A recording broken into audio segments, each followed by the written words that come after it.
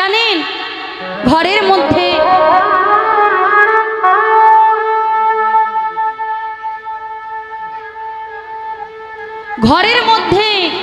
ছোট্ট মুসলমানের ঘরের ছেলে টুপি পরে, লুঙ্গি পরে, হাত ভালো করে ধুয়ে অজু করে প্রত্যেক দিন নামাজ পড়ে। বাবা, মুসলমানের ঘরে প্রত্যেকটা ছেলে প্রত্যেক শুক্রবারে বারে কি করেন না নামাজ পড়েন। কোথায় না মসজিদে গিয়ে। কিন্তু আমাদের ছেলেকে দেখেছেন? কোনো ছেলে ছোট ছেলে দেখেছেন গলায় তুলসী মালা দিয়ে ইস্কনে যায় আমার ভগবানের সঙ্গে ভাগবত শ্রবণ করতে? যাই কোনোদিন ইস্কনে গিয়ে ভাগবত আস্বাদন করে? ঘরে কি ভাগবত খুলে পড়াশোনা করে? না। এই আমরা হিন্দুরা আমাদের ধর্মটাকে রসাতলে নিয়ে যাচ্ছি। বাবা, আমাদের ধর্মটাকে আমরাই রসাতলে নিয়ে যাচ্ছি। দেখবেন এই আমরা কি করি? ভগবানের নাম দিয়ে জুতোর দোকান খুলি, ভগবানের নাম দিয়ে মাংসর দোকান খুলি, ভগবানের নাম দিয়ে জুতোর দোকান খুলছি। আমরা কত বড় পাপী দেখুন। ভগবানের নাম দিয়ে লিখছি মাংসর দোকানের নাম। কোথাও দেখেছেন মুসলমানের ঘরের ছেলে আল্লাহ খোদার নাম দিয়ে জুতোর দোকান খুলেছে? কোথাও দেখেছেন মসজিদে গিয়ে তাস খেলা হয়, ডিজে বক্স চালানো হয়, জোয়া খেলা হয় কোনো মসজিদে দেখেছেন? আপনাদের বাংলাদেশে তো বাবা এক ধাপ যেতে যেতেই মসজিদ দেখা যায়। দেখেছেন কোনো মসজিদে জুয়া খেলতে? না। মুসলমানেরা সেই মসজিদে কেন যায়? শুধু নামাজ পড়তে, আল্লাহ খোদাকে রাখতে। কিন্তু আমাদের হিন্দু ঘরের ছেলেরা মন্দিরটাকে মসজিদের থেকে কি করে? আজ হিন্দু ঘরের ছেলেরা ওই মন্দিরে কি করে? জুয়ার আখড়া করে বসে। বকাটে পাড়ার কয়েকটা ছেলে মিলে ওই মন্দিরে বসে জুয়া খেলে, তাস খেলে। যেখানে মায়ের আমার শুদ্ধ বসন পরিধান করে ফলের পশরা নিয়ে যায় মন্দিরে শুদ্ধ বসনে পূজা করতে। আর সেই মন্দিরে কি হচ্ছে মা?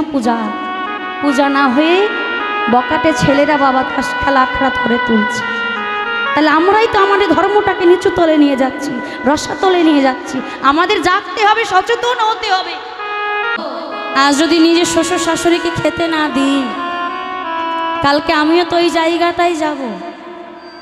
আমার একটা ছেলে আছে, আমাকেও শাশুড়ি হতে হবে। আমি যেমন কর্ম করব আমাকে তেমন ফল পেতে হবে। কাদালে কাঁদিতে হয় এ কথা পুরাণে কয়,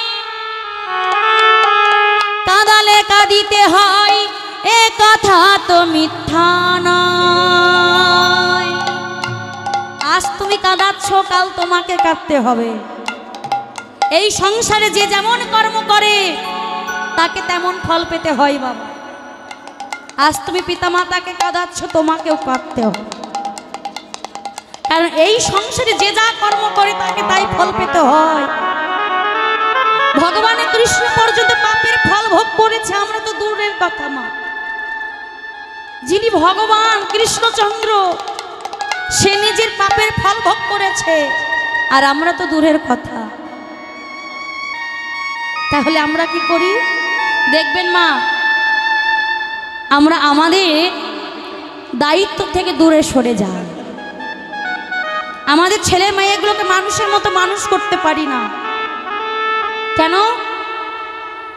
আমাদের ছেলে মেয়েদের আমরাই শিক্ষা দিতে পারি না। দেখবেন মাটি যদি ভালো হয় সন্তান ভালো হবে, আর মাটি যদি ভালো হয় ফসল ভালো। আর মা যদি 10, 12, 15 জানবে, ছেলে তো তার বাবা 15, 16, 18, 20 জানবে। তাই মাটি যদি ভালো হয় ফসল ভালো হবে, আর মাটি যদি ভালো হয় সন্তান আপনা আপনি ভালো হয়ে যায়।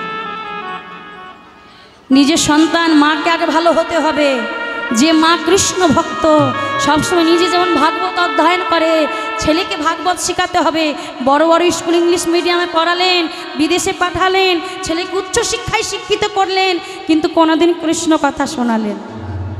কোনোদিন ভাগবত কথা শোনালেন না, ভগবানকে নিয়ে আলোচনা করালেন না, সেই শিক্ষায় শিক্ষিত হতে পারে না।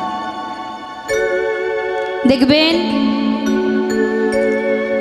আজ যে এই বাবা, এই যে দাদা মা আমার, আমি এসেছিলাম কিছুদিন আগে জগন্নাথপুরে কীর্তন করতে, তোমাকে এই বাড়ির দাদাকে নিয়ে এসেছেন।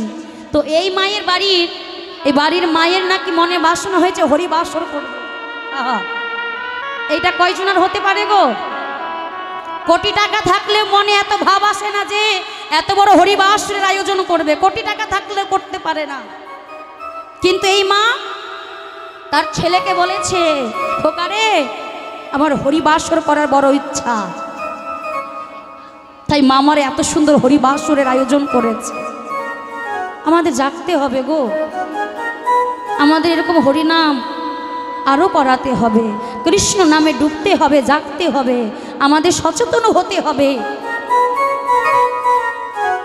ভগবান যাকে দিয়ে করায় একমাত্র তারাই করতে পারে আয়োজন, কোটি টাকা থাকলেও আয়োজন করতে পারে না। তাই আজ আমার গৌর হরি, আপনারা গেছেন নবদ্বীপে? গেছেন? গেছেন মা? আমাদের ভারতের নবদ্বীপ ধাম গেছে, যেখানে আমাদের গৌর হরি জন্ম হয়েছে, গেছেন? একজন গেছে মা, আর কেউ যায়নি এখানে থেকে নবদ্বীপ? কেউ যায়নি? যাননি কেউ? আমার সঙ্গে যাবেন এখন?